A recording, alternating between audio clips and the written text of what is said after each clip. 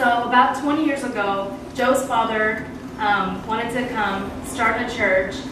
Really didn't have a place though, but every day he would go up and just peer through the windows, just kind of wishfully thinking, oh man, I sure would love to have a church like this, and peering in like real creepster, like not gonna lie, like if I ever saw anybody doing that to us, I would call 911 for you. I can see walking with us right now.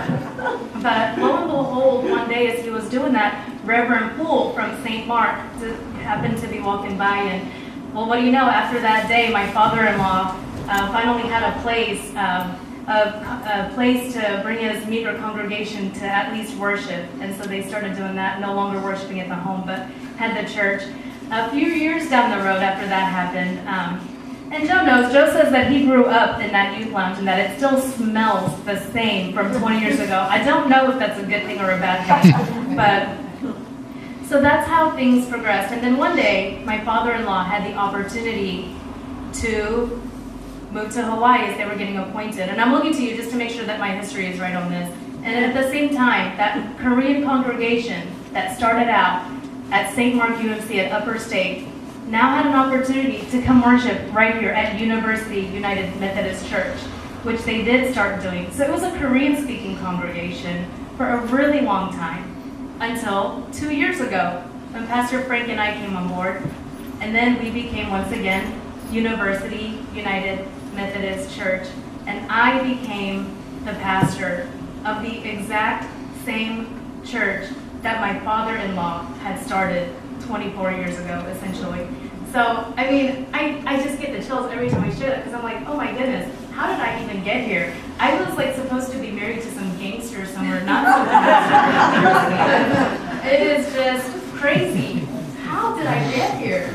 Right? But here I am today. Here I am today. And I'd like to say, to skip over all the gory details, and I think it just started with like a small little yes.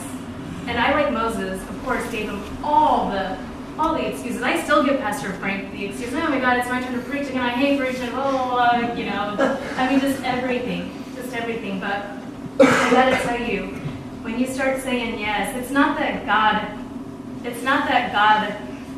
calls the qualified. God qualifies the called. And I got that from Joe, who no doubt probably got it from someone else. Right? I don't know that he's that smart, that eloquent, but I love that. I really, really love that.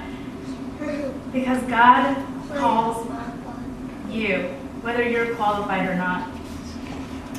Whether that's what you think or not. So here we are today. Here you are, friends, here I am. And even as we were leaving this morning, we couldn't leave the house without being bombarded with that god-awful, horrible news of the mass shooting that happened in Florida, the worst mass shooting in our nation's history to date. And if you're anything like me, I bet you were like, I don't want to be here. I want to be there. I'm so mad right now, I'd rather be there.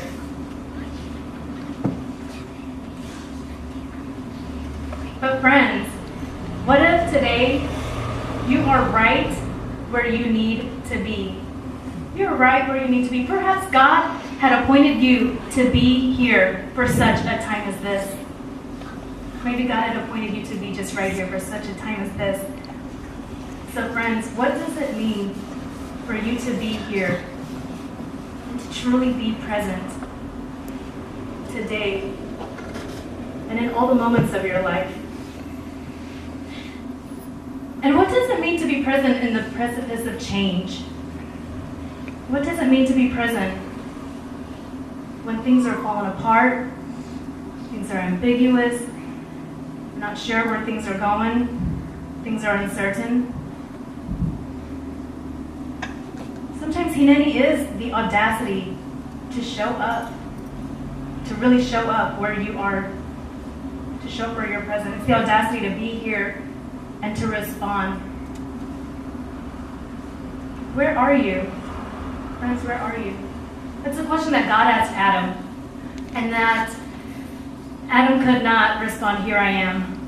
For whatever reason, I think Adam was still kind of ashamed for what happened. Maybe he was hiding, maybe he was fearful, he just couldn't shake it off. He couldn't answer, here I am. Instead, he went hiding. Friends, may you never shirk from the responsibilities that's been bestowed upon you. For who knows, God has called and appointed you for such a time as this. For such a time as this.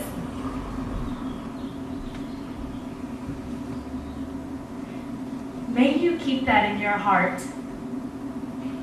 And may you know that you each have a calling and a purpose